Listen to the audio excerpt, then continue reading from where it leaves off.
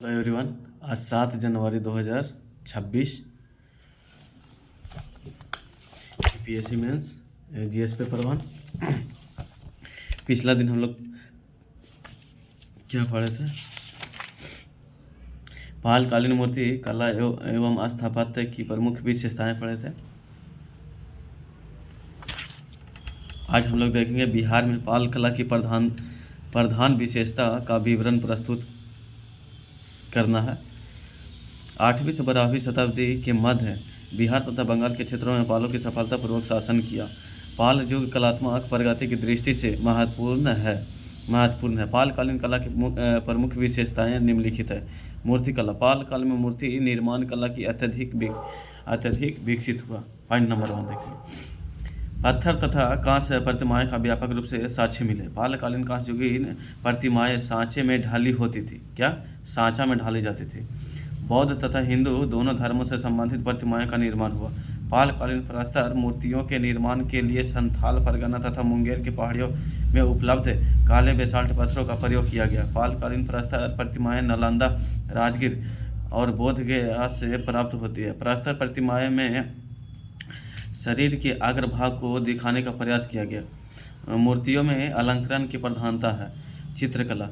इस युग में चित्रकला के दो रूप पांडुलिपि चित्रकला एवं भित्ति चित्रण प्राप्त होता है। पांडुलिपि चित्रकला पत्रों पर की गई है।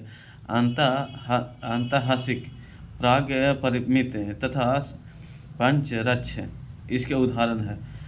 सुंदर एवं कलात्मक भित्ति चित्र भी इस युग में प्रमुख विशेषता है। बिहार के नालंदा जिला अंतर्गत सरायटीले से इस काल की भित्ति चित्र के उत्कृष्ट उदाहरण प्राप्त होते हैं। भित्ति चित्रों के निर्माण की प्रेरणा अजंता तथा बाघ की गुफाओं से मिलता है। कहाँ मिलता है? अजंता तथा बाघ की गुफाओं से मिलता है। स्थापत्य, इसको देखेंगे। स्थापत्य कला के क्षेत्र में पाल शासकों की भी निर्माण भूमिका रही है। इसके साक्ष्य नालंदा, विक्रमशिला और उदंतपुरी के महाविहार हैं। नालंदा से भिक्षुओं के निवास हेतु ईंट निर्मित विहार के साक्ष्य प्राप्त हुए हैं। क्या? ईंट निर्मित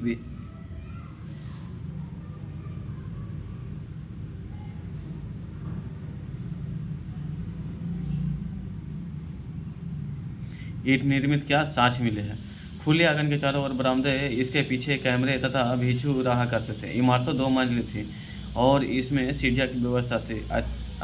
अंतिचक के स्थान पर प्राप्त विक्रमशिला महाविहार से प्राप्त ईंट निर्मित मंदिर एवं स्तूप अवशेष पालकालीन स्थापत्य की विशिष्टता की ओर भी स्पष्ट करते हैं। दीवारों के बाहरी हिस्से पर मिट्टी की तख्तियाँ से सजावट की गई है। समान जीवन के दृश्य भी उकेरे गए हैं।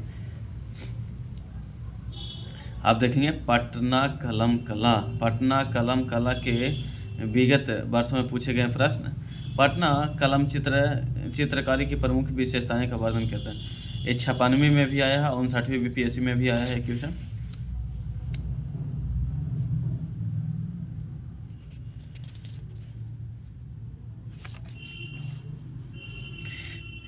पटना कलम चित्रकारी आंचलिक रूप से प्रभावी चित्रकला था। यह विकास 18वीं सदी के मुगल सत्ता के पतन के बाद हुआ। उसके आसपास के क्षेत्रों में हुआ। पटना कलम चित्रकला शैली की विशेषताएं क्या क्या है? पटना कलम चित्रकला लघु चित्रों की में से आता है। अधिकतम चित्रों को कागज पर बनाया जाता है। कहीं कहीं ये चित्र हाथी के दांत एवं अन्य वस्तुओं पर भी बनाए जाते थे। इस काल के अंतर्गत सामान्य जनजीवन चित्रकला किया गया है।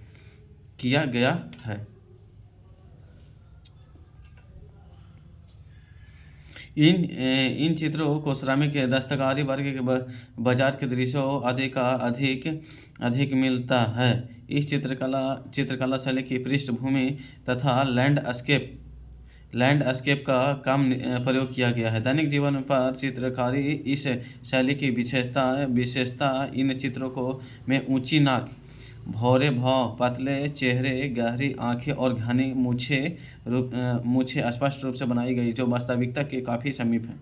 इस शैली में प्राकृतिक रूपों से प्राप्त रंगों का प्रयोग ही किया गया। अधिकांशतः गहरे भूरे, गहरे लाल, हल्का पीला और गहरे नीले रंगों का प्रयोग किया गया। इस शैली में विषय वस्तु को पेंसिल से खाका बनाकर भरने तथा ब्रश की तस्वीर बनाने एवं रंगने का कार्य हुआ।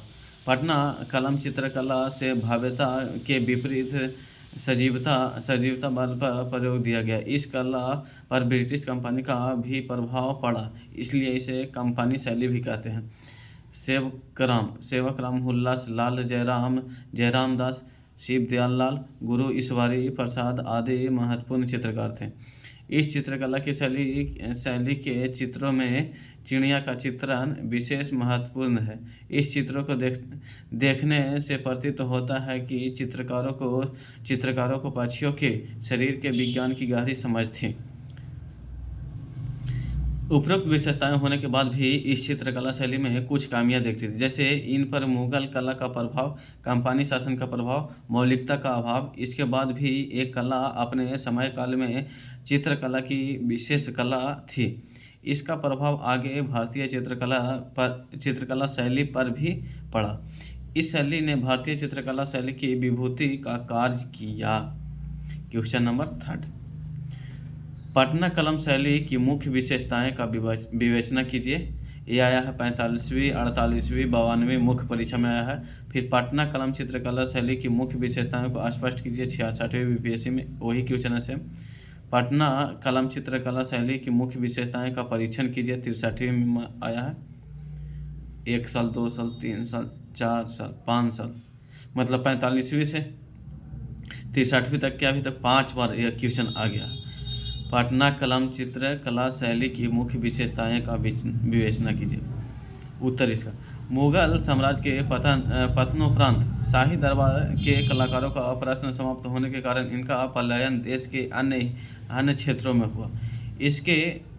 इससे उत्तर मुगल काल में चित्रकला की क्षेत्रीय शैली का विकास आरंभ हो गया।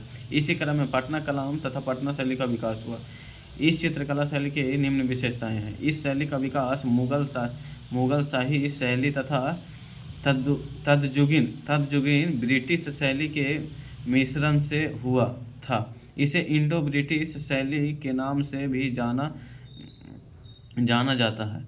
इस शैली के चित्र लघु चित्रों की श्रेणी के अंतर्गत आते हैं, जिसे अधिकांश कागज और कहीं हाथी के दांत पर चित्रित किया गया है। मुगल चित्रकला की दरबारी भव्यता के विपरीत सामान्य जनजीवन का चित्रांकन इस शैली की विशेषताएं हैं। महिला, किसान, लोहार और सोनार आदि के चित्र दृष्टिगत होते हैं। छवियों को चित्रित करने के क्रम में पेंसिल से खाका बनाकर रंग भरने के स्थान पर ब्रश की तस्वीरें का निर्माण किया जाता था। समान रूप से गहरे भूरे रंग, हल्के पीले रंग और गहरे नीले रंगों का प्रयोग इस शैली में विशिष्टता था। तुलिकाओं के निर्माण में पशु बाल का प्रयोग विशिष्टता है। इस शैली में अधिकांश चित्रकार पुरुष थे। इसे पुरुष शैली भी कहा जाता है। बारीकी एवं अलंकरण इस चित्रकला शैली की विशिष्टता 18वीं सदी के मध्य से लेकर 20वीं सदी के आरंभ तक चित्रकला शैली का उत्कर्ष काल देखते हैं। अब देखेंगे, अब कौन सा क्वेश्चन देखेंगे। पटना कलम चित्रकला पर संक्षिप्त इसका टिप्पणी देखेंगे। क्या देखेंगे? टिप्पणी। पटना कलम चित्रकला, पटना कला या पटना कलम पेंटिंग 18वीं 19वीं शताब्दी के दौरान पटना बिहार के विकसित एक विशिष्ट चित्रकला शैली थी। यह शैली मुगल कला और राजपूत कला के मिश्रण से उत्पन्न हुई थी और बाद में इसे कोलकाता के कलाकारों द्वारा विकसित और प्रचारित किया गया। पटना कला का प्रमुख उद्देश्य राजसी चित्रण और धार्मिक चित्रकला को व्यक्त करना था। राजसी और क्या? धार्मिक चित्रकला को, जो विशेष रूप से मुगल दरबारों की संस्कृति और जीवन शैली को दर्शाता है। क्या? मुगल काल के प्रमुख विशेषताएं क्या था? विस्तृत चित्रांकन। पटना कला में बड़े पैमाने पर संस्कृतियों, धार्मिक कथाओं और राजसी दरबारों का चित्रण होता था। चित्रों में मुगल दरबारों और प्रकृति दृश्य प्रमुख थे। रंगों का उपयोग, इसमें गहरे गहरे और चमकीले रंगों का इस्तेमाल किया जाता था, खासकर पीला लाल हरा हरा नीला और सोने की परत होता था। विस्तृत और साफ रेखाएं, चित्रों में रेखाएं बहुत साफ और मोटी होती है जो प्रत्येक तत्व को स्पष्ट रूप से प्रकट करती है। लघु चित्रकला का रूप लघु चित्रकला का रूप पटना कला में छोटे आकार के चित्र बनाना आम था, जिसे कागज या सूती कपड़ों का उकेरा जाता था। प्रमुख चित्र क्या था? पटना कला की प्रसिद्ध कृतियाँ में मुगल दरबार धार्मिक चित्रण जैसे रामायण और महाभारत के दृश्य और प्राकृतिक दृश्य शामिल है। प्रभाव, पटना कला ने भारतीय चित्रकला में समान जनजीवन और सांस्कृतिक विविधता को चित्रित करने के माध्यम से महत्वपूर्ण स्थान प्राप्त किया। यह शैली बिहार की संस्कृति और धरोहर का अभिन्न हिस्सा बन गई है। इसके प्रभाव ने भारतीय चित्रकला में एक नई दिशा दी। क्या नई दिशा दी? क्वेश्चन नंबर 5 देख लेंगे।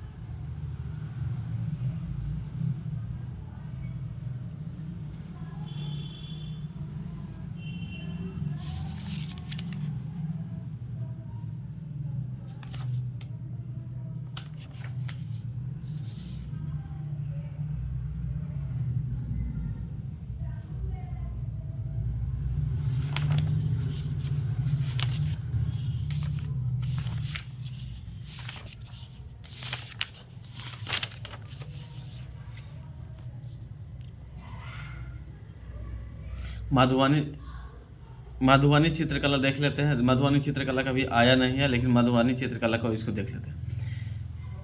बिहार के मधुबनी शहर के आसपास ग्रामीण महिलाओं द्वारा की जाने वाली चित्रकला को मधुबनी चित्रकला तथा मिथिला चित्रकला कहा जाता है। इस चित्रकला की विषय वस्तु एक समान रूप से हिंदू धर्म के धार्मिक रूपांकनों जैसे कृष्ण, राम, दुर्गा, लक्ष्मी, शिव आदि से प्रेरित है।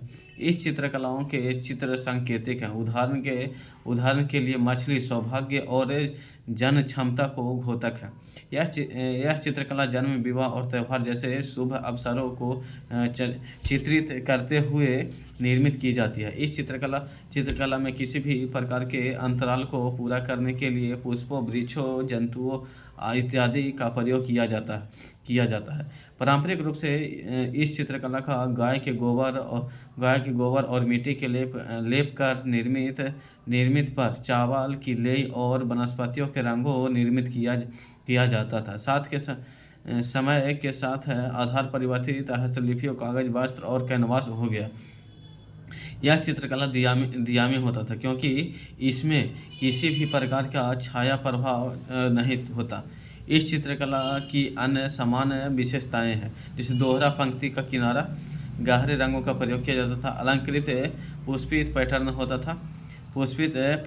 था, अंतिरंजित मुख्य मुद्राएं होता था। इस चित्रकला के कौशल का प्रदर्शन अधिकांश महिलाओं के द्वारा ही किया जाता है। इस चित्रकला से संबंधित महिलाएं कलाकार जगदम्बा देवी, बुआ देवी, सीता देवी इत्यादि थे। मधुबनी चित्रकला को जीआई टैग भौगोलिक संकेतक भी प्राप्त हुआ है।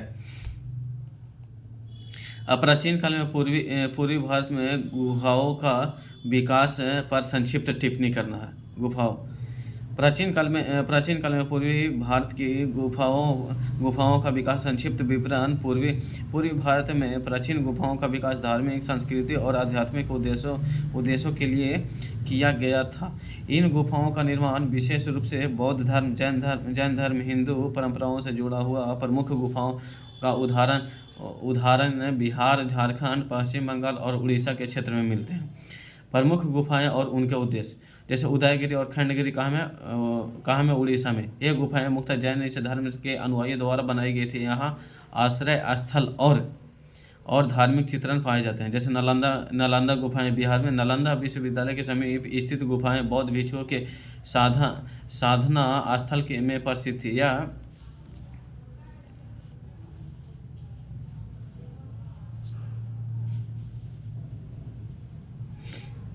प्रसिद्ध थी। बराबर की गुफाएं बिहार में। बिहार में यह गुफाएं मौर्य काल और इनका संबंध है बौद्ध जैन धर्म से है। इसमें पत्थर में खुदे हुए उकेरे गए चित्र हैं जो शाही संरक्षण और भिक्षुओं के लिए धार्मिक आश्रय के रूप में उपयोग किए जाते थे। गुफाओं का महत्व। गुफाएं धार्मिक शिक्षाओं ध्यान और साधना का केंद्र थी। चट्टानों के भीतर खुदी गुफाएं प्राकृतिक संरक्षण प्रदान करती थी और इनका उपयोग धार्मिक भिक्षुओं के लिए ध्यान और तपस्या के लिए किया जाता था। यह गुफाएं प्राचीन भारत की संस्कृति धरोहर और कला का महत्वपूर्ण रूपी थी, जिसमें शिल्पकला और स्थापत्य शैली की झलक मिलती है। पूर्वी भारत में गुफाओं का विकास धार्मिक संस्कृति और कला के दृष्टिकोण से अत्यंत महत्वपूर्ण था और यह प्राचीन भारतीय जीवन शैली का एक अभिन्न हिस्सा था। इन गुफाओं का निर्माण और उपयोग प्राचीन समाज की आध्यात्मिक और भौतिक आवश्यकताओं को ध्यान में रखते हुए किया गया। जीएस पेपर 1 में आज यहीं तक रह देते हैं। जीएस पेपर 2 देखेंगे। हेलो एवरीवन, जीएस पेपर 2 देखेंगे। जीएस पेपर 2 आज कौन सा टॉपिक से है?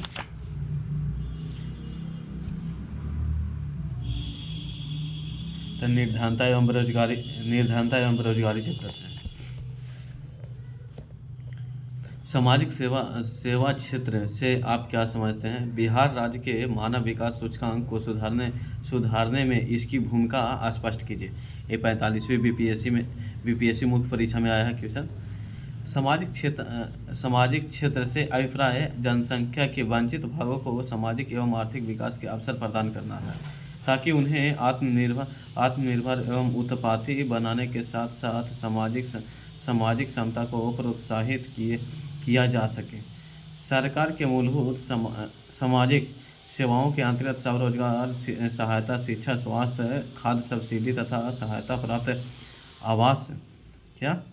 आवास सुविधा प्रदान करना है।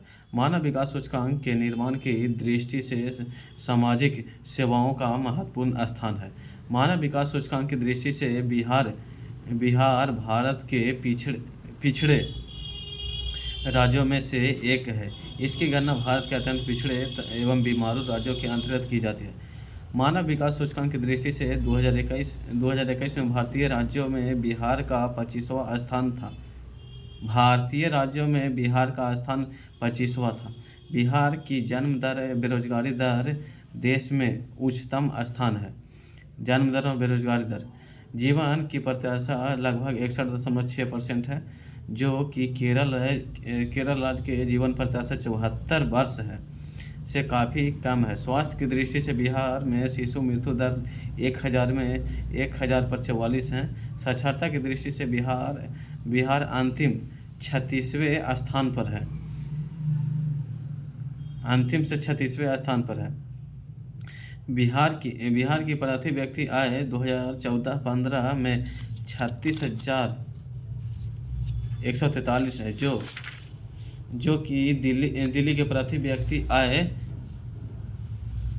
2,40,849 का मात्र 15% है। 15% प्रदेश का लिंगानुपात 918 है, जो राष्ट्रीय औसत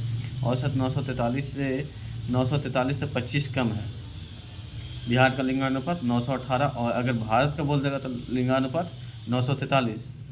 साथ ही प्रदेश की जनसंख्या का लगभग 40% हिस्सा गरीबी रेखा से नीचे है। मानव विकास के उपयुक्त मानदंडों की दृष्टि से बिहार का स्थान देश के अति निम्न है। बिहार के मानव विकास सूचकांक को सुधारने के लिए आवश्यक है कि साक्षरता, चिकित्सा, स्वास्थ्य, देखरेख, आवास, जल आपूर्ति एवं सफाई में निवेश हो। ये सभी बेहतर जीवन की दिशा में प्रत्यक्ष रूप से सहयोग नहीं देते, बल्कि श्रम उत्पादकता को बढ़ाकर अधिक उत्पादन तथा अधिक पूर्ण जीवन के लिए अनुकूल परिस्थितियां भी उत्पन्न करते हैं। इस प्रकार भोजन, शिक्षा, स्वास्थ्य मानव विकास के लिए निर्णायक है। अतः बिहार राज्य के मानव विकास सूचकांक में सामाजिक सेवा की क्षेत्र में भूमिका महत्वपूर्ण है। महत्वपूर्ण है, जिससे लोगों की कार्य करने की क्षमता कम हो जाती है और यह बेरोजगारी का कारण बनती है। क्वेश्चन नंबर 2 देखेंगे। निर्धानता की धारणा से आपका आशय क्या है? निर्धानता की गहनता एवं भारत में शुरू किए गए विभिन्न निर्धानता उन्मूलन कार्यों को समझाइए। 44वां बीपीएससी मुख्य परीक्षा में आया है। निर्धानता का अर्थ होता है उस न्यूनतम आय जिसकी एक परिवार के लिए आधारभूत न्यूनतम आवश्यकताओं जैसे खाना, कपड़ा और आवास स्थान की आवश्यकता होती है और जिसे वह परिवार जुटा पाने में असमर्थ होता है। जो इस न्यूनतम आवश्यकता को नहीं जुटा पाता है वह गरीब कहलाता है। यह गरीब रेखा से नीचे होता है। ऐसी गरीबी को निरपेक्ष गरीबी कहा जाता है। भारत में गरीबी का अर्थ होता है निरपेक्ष गरीबी से है।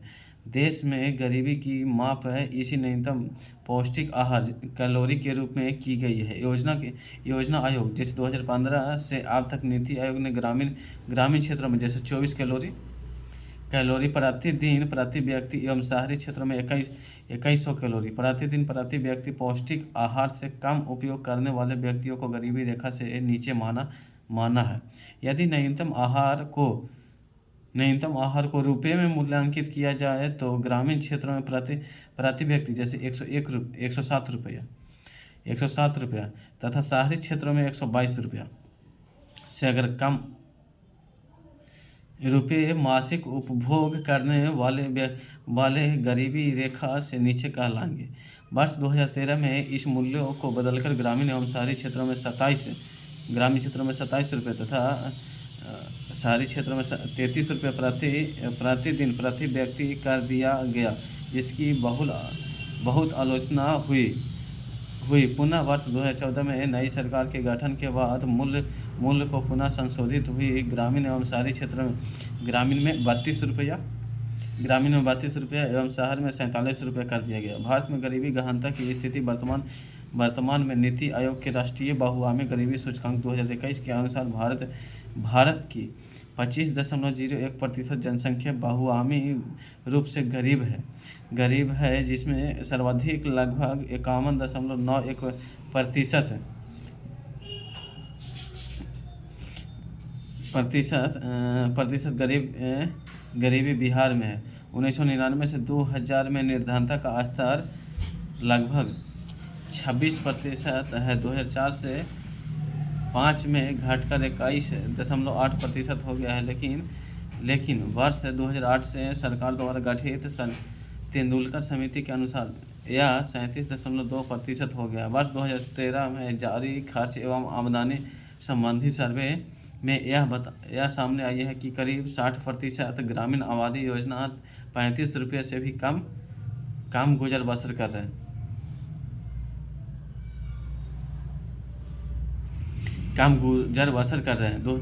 NSSO द्वारा जुलाई 2009 से जून 2010 के बीच एक सर्वे माने तो खर्च के मामले में जहां ग्रामीण एवं शहरी स्तर पर केरल 1835 तथा महाराष्ट्र 2437 प्रथम स्थान थे, वे बिहार शहरी इतना ग्रामीण क्षेत्रों में मामलों में खर्च पिछड़ा हुआ, जबकि भारत का औसत खर्च तथा ग्रामीण स्तर पर क्रमशः 1984 तथा 1054 है।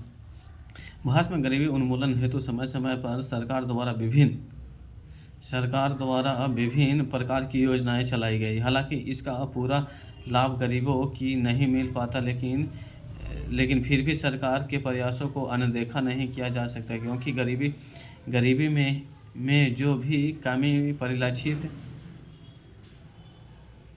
परिलक्षित है वह सरकारी योजनाओं के निर्भर के कारण ही हुई है। सरकार द्वारा गरीबी उन्मूलन हेतु चलाई गई योजना जैसे महात्मा गांधी राष्ट्रीय ग्रामीण रोजगार गारंटी योजना मनरेगा फरवरी 2006 में संचालित यह योजना ग्रामीण स्तर पर रोजगार देने हेतु लागू की गई थी, जिससे ग्रामीण स्तर पर आय में वृद्धि करने की निर्धनता को दूर किया जा सके। सार्वजनिक वितरण प्रणाली, यह योजना के माध्यम से कम मूल्य खाद्यान्न उपलब्ध कराया जाएगा।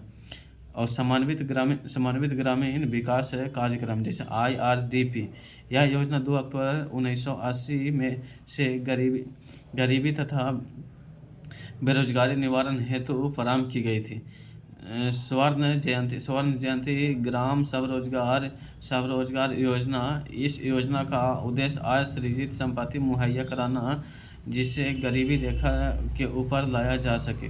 वर्ष 2015 में इस योजना का नाम बदलकर आजीविका राष्ट्रीय ग्रामीण मिशन डे NRLM कर दिया गया। इसके अलावा अन्य बहुत सारे कार्यक्रम गरीबी उन्मूलन हेतु लागू किए गए, जैसे राष्ट्रीय ग्रामीण स्वास्थ्य मिशन 2005 में, राष्ट्रीय सामाजिक सहायता योजना 1995 में, राष्ट्रीय वृद्धा पेंशन योजना, राष्ट्रीय परिवार लाभ है योजना, शिक्षा योजना 2001 से 2002 में, सामूहिक जीवन बीमा 1995-96 में, जयप्रकाश नारायण रोजगार गारंटी योजना 2002 से 2003 में, बालिका संरक्षण योजना, पुनः रचित सार्वजनिक वितरण प्रणाली 1996, दिव्यांग संगम योजना 1996, जनश्री बीमा योजना 2000 में, विजन 2020 फॉर इंडिया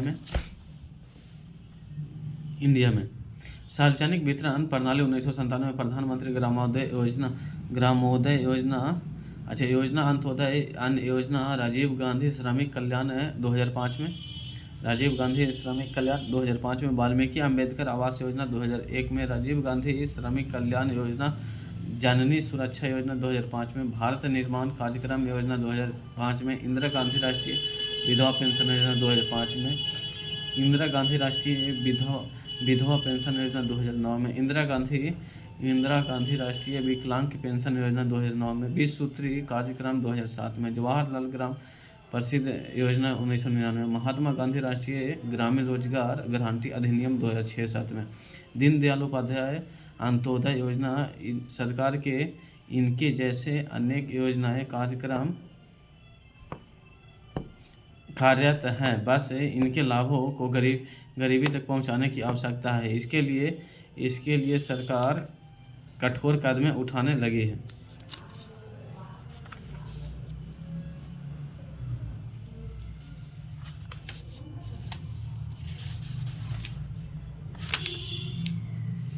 फिर एक तीसरा क्वेश्चन, भारत में बेरोजगारी की समस्या की प्रकृति क्या है? क्या आप सोचते हैं कि राष्ट्रीय रोजगार गारंटी अधिनियम ग्रामीण निर्धनों की निर्धनता बेरोजगारी की समस्या को हल कर सके? उत्तर, ये 46वें BPSC मुख्य परीक्षा में आया है। साधारण बोलचाल की भाषा में वे सभी व्यक्ति जो उत्पाद कार्य में लगे हुए नहीं होते हैं उन्हें बेरोजगार कहा जाता है। अतः बेरोजगार से अभिप्राय एक ही ऐसी अवस्था से है जिसे व्यक्ति वर्तमान में मजदूरी की दर पर काम करने को तैयार है परंतु उसे काम नहीं मिलता है। भारत में बेरोजगारी समस्या चिरकालीन और बहुपक्षीय है। भारत में यह विभिन्न रूपों से देखने को मिलती है, जैसे कृषि क्षेत्र में मौसमी बेरोजगारी, प्रच्छन्न बेरोजगारी, औद्योगिक क्षेत्र में चक्रीय बेरोजगारी, कृषि क्षेत्र में कौन सा? प्रच्छन्न बेरोजगारी, औद्योगिक क्षेत्र में चक्रीय बेरोजगारी, प्रविष्टि बेरोजगारी आदि। इसके अतिरिक्त संरचनात्मक बेरोजगारी, खुली बेरोजगारी, शिक्षित बेरोजगारी आदि भी पाई जाती है। बेरोजगारी विभिन्न कारणों से हो सकती है, जैसे जनसंख्या में वृद्धि, त्रुटिपूर्ण शिक्षा प्रणाली, औद्योगिकरण की धीमी प्रगति, मशीनीकरण आदि। बेरोजगारी की समस्या भारत की मुख्य आर्थिक समस्या है, जिसकी दर 28 जून 2022 तक के अखिल भारतीय स्तर पर 8.7% पाई गई है, जबकि ग्रामीण एवं शहरी स्तर पर यह क्रमशः 8 एवं 7.3% दर्ज की गई है। वहीं यह बिहार में 13.3% दर्ज की गई है। ग्रामीण गरीबी एवं बेरोजगारी की समस्या को हल करने के उद्देश्य भारत सरकार 2005 में राष्ट्रीय रोजगार गारंटी अधिनियम किया था। इसी के अनुरूप फरवरी 2006 में राष्ट्रीय रोजगार गारंटी कार्यक्रम को प्रारंभ किया गया था। वर्तमान में यह कार्यक्रम महात्मा गांधी राष्ट्रीय ग्रामीण रोजगार गारंटी अधिनियम मनरेगा के नाम से देश के सभी जिलों में लागू है। एक औसत के मुताबिक इस योजना के तहत लगभग 25% ग्रामीण परिवारों को रोजगार मिलता है। विश्व सामाजिक सुरक्षा के तहत रोजगार प्रदान करने में विश्व बैंक ने मनरेगा को पहले स्थान पर माना है। जिसके तहत 15 करोड़ लोगों को रोजगार मिलता है।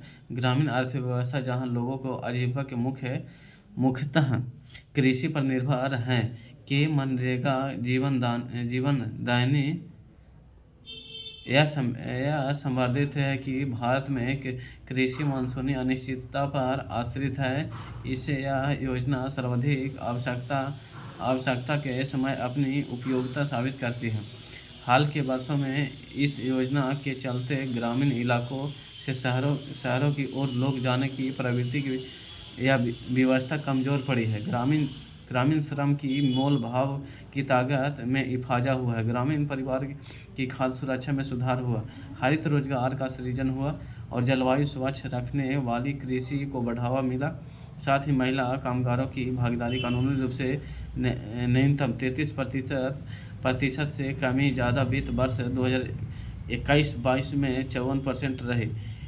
इस योजना में ग्रामीण जनसंख्या के अनेक हिस्से लाभान्वित हुए। इससे सबसे बड़ा हिस्सा अनुसूचित जनजाति के लोगों को क्षेत्र जिन्हें योजनाओं को खास वार्षिक स्तर पर सृजित दीवानों अनुसूचित जाति लोगों को भागीदारी 40 से 60% के बीच रही। इस योजना का प्रमुख तिहतग्राही महिलाओं का श्रम दिवस अनुपात जो वित्तीय वर्ष 2011-12 में 49% था, वर्ष 2021-22 में बढ़कर 54.54% हो गया। कुल मिलाकर देखें तो यह योजना रोजगार मुहैया कराने के महत्वपूर्ण भूमिका निभा रही है। इस बात की प्रशंसा संयुक्त राष्ट्र संघ द्वारा की गई। इस योजना रोजगार में पाने वाले परिवारों को बढ़ोतरी हुई। बीते 10 वर्षों के दौरान 90% की वृद्धि दर्ज हुई। वित्तीय वर्ष 2011 में इनकी सर्वाधिक संख्या 5.949 करोड़ थी। उसके बाद से इन संख्या में तेजी से गिरावट आई। पिछले 10 वर्षों के आधार पर आकलन किया जाए और इस कार्यक्रम के दौरान परिकल्पना के स्तर पर सुधार किया जाए तो अपने उद्देश्यों को हासिल करने में भी ज़्यादा कामयाब हो सकता है। मनरेगा एक मांग आधारित कार्यक्रम और इसका ध्यान मांग करने वाले लोगों को रोजगार के अवसर उपलब्ध कराने पर होना चाहिए, न कि योजना में व्यय के जारी की रकम खर्च की जाए। लेकिन सच्चाई यह है कि देश में अभी भी करोड़ लोग ऐसे हैं जिन्हें रोजगार की आवश्यकता है। योजना के क्रियान्वयन के लिए जिम्मेदार एजेंसियों अर्थात जिला प्रशासन एवं अन्य सूत्रों अभिसरणों और अधिक सक्रिय होना चाहिए। इसी सूचना एवं जागरूकता कार्यक्रम की मदद अत्यधिक लोगों तक पहुंचाना चाहिए ताकि रोजगार की आवश्यकता वाले लोगों को इनके प्रति जागरूक हो सके। और बहुत सारे लोगों ने अभी तक पता नहीं है कि मनरेगा के अंतर्गत वे रोजगार के अवसर उपलब्ध कराने की मांग कर सकते हैं और अगर उक्त अवसर पर 15 दिनों के अंदर उपलब्ध नहीं कराए जाए तो बेरोजगारी भत्ता पाने का हकदार है। उपयुक्त आंकड़ों उपयोगिता के बावजूद भी अगर यह कहा जाए कि केवल इस कार्यक्रम से ग्रामीण निर्धनता को दूर किया जा सकता है तो यह अतिशयोक्ति की स्थिति में होगी, क्योंकि इस अधिनियम के तहत ग्रामीण परिवार केवल एक सदस्य को 100 दिनों के रोजगार की गारंटी दी है। जाहिर है कि परिवार के शेष रोजगार पाने योग्य व्यक्ति बेरोजगार रहेंगे तथा जो व्यक्ति रोजगार पाया वह शेष बचे दिनों में क्या करेगा। साथ ही न्यूनतम मजदूरी दर की जो सीमा तय की गई है उससे जीवन की बुनियादी आवश्यकताओं रोटी, कपड़ा और मकान को जुटा पाना काफ़ी कठिन है। अतः यह अधिनियम ग्रामीण बेरोजगारी एवं गरीबी को आंशिक रूप से हल कर सकती है, समग्र रूप में नहीं है। Thank you, bye bye all of you, जय।